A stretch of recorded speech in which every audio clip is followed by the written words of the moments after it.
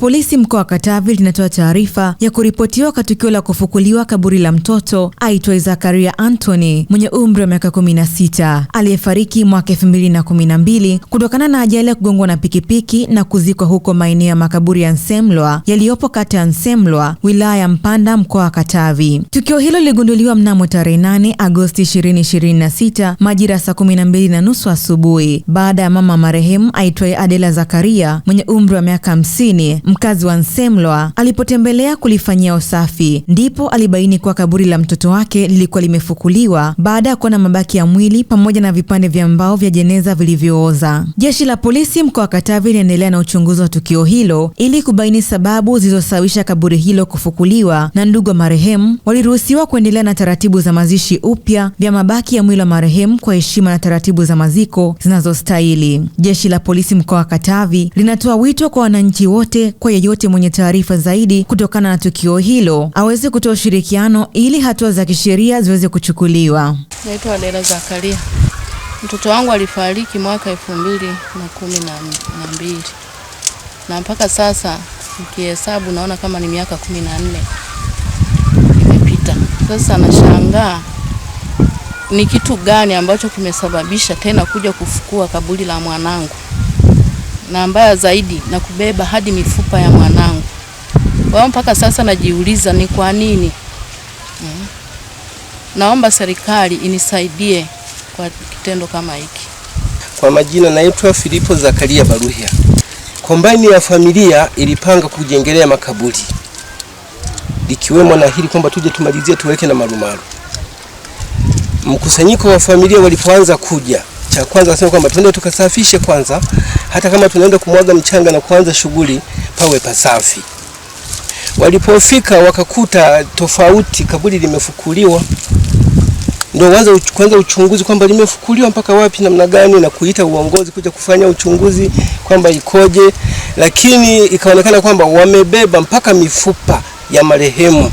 Sanduku limefunuliwa, sandali aliyokuwa amefunia amevishwa marehemu imewekwa kando, halafu sehemu ya kuchegamia kuna nguo fulani inawekwa na yenyewe imewekwa kando, vingine vyote hamna.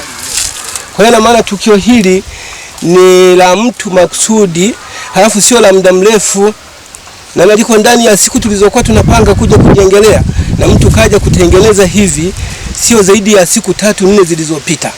Maamuzi ya familia tumesitisha hata ujenzi uliokuwa unataka kufanyika hapa, kwamba tutulie kwanza mpaka pale tutakapopanga tena.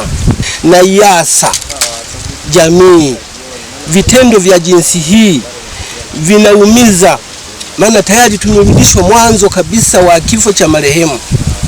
Marehemu alikufa kwa tukio la ajali, yani jinsi ilivyokuwa imerudi upya kama vile ndio kafa leo. Kwa hiyo nawaomba wale walioshiriki kufanya hili, kama watalisikia, kwa sisi wanafamilia tumeumia pakubwa. Kama jina langu naitwa Petro Antoni, ni mdogo wake na marehemu. Ilitushangaza tukio kama hili, yani hata mimi mpaka nafikia hapa ndio mara yangu ya kwanza kuona tukio kama hili. Kwa mimi naomba tu serikali ifuatilie ili watu waliofanya tukio kama hili wakamatwe, ili wasiendelee kufanya na sehemu zingine.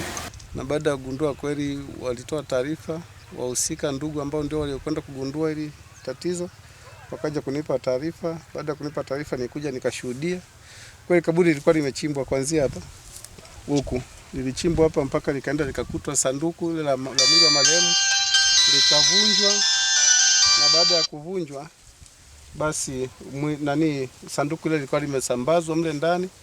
Sasa sijajua kwamba ni kitu gani ambacho alichukua, lakini tulihisi manake hatukuona hata mafuvu wala mifupa ya mwili wa marehemu uliokuwa mle. Kwa hiyo tukahisi labda pengine ndio vitu ambavyo vilikuwa vimechukuliwa. Na baada ya hapo tulitoa taarifa kituo cha polisi, polisi wakaja wakashuhudia, na mwisho wa siku wakaruhusu basi utaratibu wa kurudisha kama jinsi ilivyokuwa ufanyike, kwa maana ya kulifikia. Hii tabia iliyojitokeza kwa mtaa wa Nsemlwa haiko vizuri, haipendezi, na kama labda pengine ni watu wageni wamekuja na imani zao kutoka huko sehemu walikotoka mbalimbali wanakuja kutufanyia vitu vya namna hii, hatupendi. Lakini bado nilisema kwamba hili zoezi ni zoezi ambalo ni hatarishi, sababu kama mtu unaanza kwenda kwa unafanya tabia za watu ambao wamepumzishwa kwenye malalo kama hayo, unaenda unachimba, siku ukapata bahati mbaya watu wakakukamata au wakakukuta, hawezi kuacha salama. Kwa hiyo nikataka nitoe tu rai kwamba kwa wananchi ambao labda pengine wanakuwa na akili ya kuamini vitu ambavyo labda pengine sio vya kimsingi sana, kama ni masuala sijui ya madawa ya kishirikina vitu gani, basi nilisema kwamba tabia hiyo imekoma.